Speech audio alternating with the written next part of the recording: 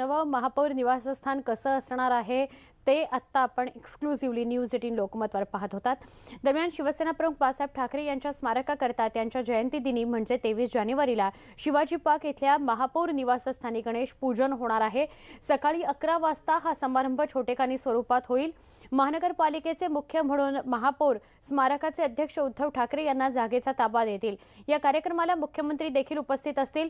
भूमिपूजन देखील या महिन्यात व्हावं याचा आम्ही प्रयत्न करतोय असंही सांगण्यात आलंय महापालिकेकडून। बाळासाहेब स्मारक गणेश पूजनाला पंतप्रधान येण्याचा प्रश्न नाहीये, भूमिपूजनाचं अजून ठरलेलं नाहीये असं आज उद्योग मंत्री सुभाष देसाईंनी स्पष्ट केलं। ती जी जागा आहे तिच्याबद्दलचा करार हा महापालिकेतर्फे करण्यात आलेला आहे विश्वस्त संस्थेशी, आणि त्याचा ताबा देण्याचे रीतसर कार्यक्रम हा 23 तारखेला होईल। म्हणजे हस्तांतरण होईल त्या जागेचं विश्वस्त संस्थेकडे महापालिकेकडून।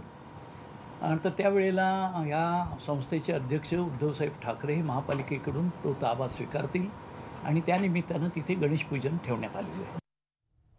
साताऱ्याहून काही शेतकरी मजल दरमजल करत म्हणजे चालत काल मुंबईमध्ये धडकलेले होते। आज सुभाष देसाई उद्योगमंत्री सुभाष देसाई यांच्याशी त्यांची भेट झाली। शेतकऱ्यांचं शिष्टमंडळ आज मंत्रालयामध्ये जाऊन सुभाष देसाईंना भेटलं।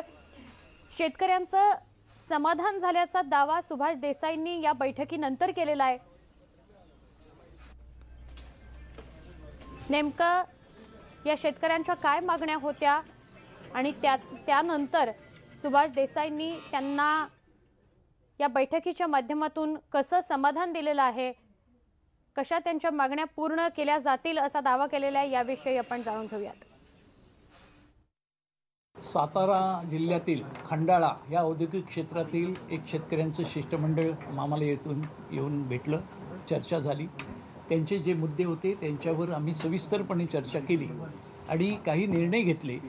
ह्या निर्णयांमुळे त्यांचं समाधान झालेलं आहे आणि त्याप्रमाणे जे काही मोजके निर्णय झालेले आहेत त्याची मी आता माहिती देतो।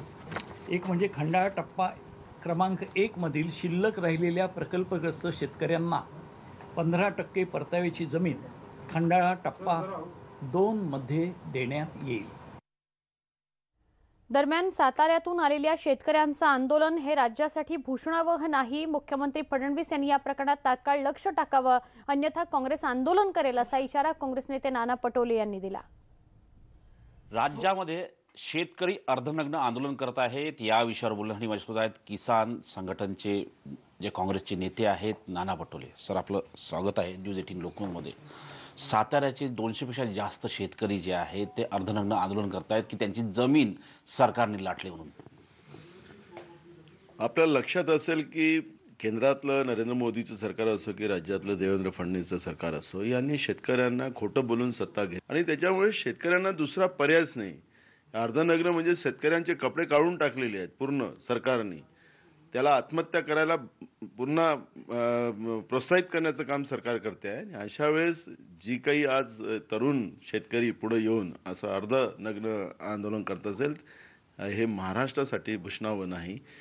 देवेंद्र फडणवीस सरकारने तातडीने याच्यात लक्ष घातलं पाहिजे आणि त्या शेतकऱ्यांच्या भूसंपादनाचा जो प्रश्न आहे, शेतीचा प्रश्न आहे, या प्रश्नावर लक्ष घातलं पाहिजे, नाहीतर या आंदोलनाला तीव्र किसान काँग्रेस करेल असा इशारा आम्ही त्यांना देतो। जे खरं नाव देण्याची गरज आहे राष्ट्रमाता जिजाऊ मातेचं, ते नाम न देता दुसरं काहीतरी चर्चा करत असतात नेहमी। कारण की एखादं चांगलं काम होत असेल पण त्या कामाला महापुरुषाचं नाव लागणं हे चांगली बाब आहे, पण हे समृद्धी नाव हे कशामुळे ठेवलं हे सरकारने याला पहिले घोषित करावं। नवी दिल्लीहून व्हिडिओ जर्नलिस्ट राजेश सक्सेनासह प्रशांत नामदार, न्यूज 18 लोकमत।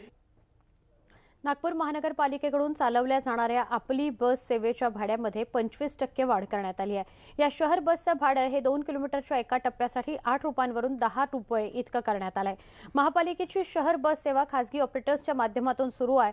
गेल्या वर्षी डिझेलच्या किमतीत वाढ झाली, सुढिया भागांच्या किमतीतही वाढ झाली, तसंच कर्मचाऱ्यांच्या वेतनवाढीमुळे हा निर्णय घ्यावा लागला असं महापालिकेच्या वतीनं सांगण्यात आलं।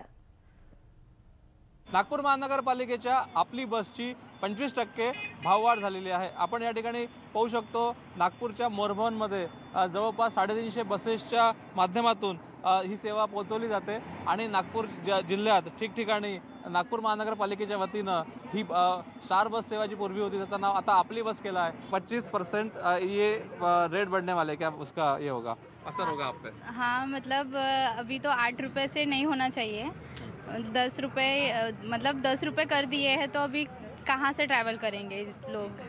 ये बताइए, आपको कुछ पासेस और कुछ रियायत मिलती है क्या इसमें तिकीट में? नहीं नहीं नहीं, कुछ नहीं मिळत। वाढत्या दरामुळे आम्हाला खूप प्रॉब्लेम होत आहे आणि बसच्या प्रवासामुळे तर अजूनच, कारण की दर दिवशी गर्दी खूप वाढते आणि हे बसचे तिकिटाचे रेट खूप वाढत आहेत। 25% जेव्हा दर वाढत आहे तेव्हा नक्कीच त्यांच्यावर परिणाम पडणार आहे। आधीच महागाई दिवसेंदिवस वाढत चाललेली आहे, त्याच्यामध्ये जर सार्वजनिक वाहतूक व्यवस्था जर त्याचे जर दर वाढले तर नक्कीच त्याचा परिणाम महिलांवर, विद्यार्थ्यांवर जास्त प्रमाणात पडणार आहे। 25% दरवाढ झाल्यामुळे सामान्यांना भुर्दंड त्याचा सहन करावा लागतोय। व्हिडिओ प्रशांत मोहितेसह प्रवीण मुधोळकर, न्यूज 18 लोकमत, नागपूर। मुंबईच्या समुद्रात डॉल्फिन्स पाहायला मिळालेले आहेत। वांद्रे ते दादर दरम्यानच्या समुद्रात हे डॉल्फिन्स आढळलेले आहेत। मुंबईचा समुद्र हा सगळ्यात प्रदूषित आहे आणि या प्रदूषित समुद्रातही स्वच्छ पाण्यात वावरणारे डॉल्फिन्स आढळल्यानं आश्चर्य व्यक्त केलं जात आहे। यापूर्वीही महालक्ष्मी, वरळी या परिसरामध्ये डॉल्फिन्सचं दर्शन घडलं होतं आणि आता देखील वांद्रे ते वरळी दरम्यानच्या समुद्रात हे डॉल्फिन्स बघायला मिळालेले आहेत।